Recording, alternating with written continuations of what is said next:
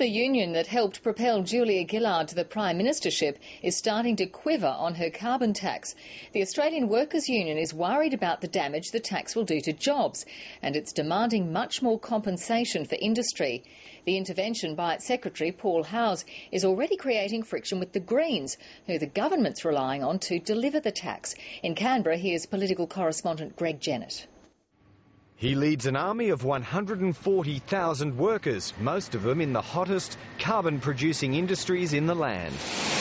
But all of a sudden, Paul Howes is going cool on Julia Gillard's carbon tax. We believe it's in the interest of our members in the long term to take action on climate change.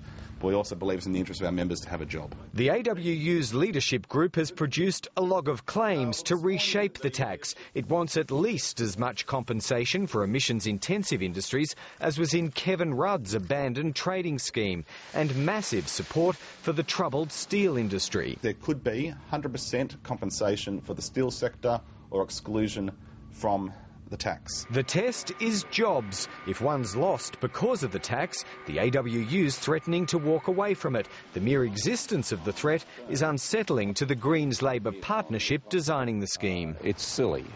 It's economic illiteracy by Paul Howes. Publicly, the government is at one with the union on the need for industry compensation. We're absolutely mindful of what we must do to support employment in the Australian economy. Privately, some are alarmed that one of their own is feeding ammunition to Tony Abbott. We will export jobs and we will import emissions from overseas. Tony Abbott's picked up where Paul Howes has left off.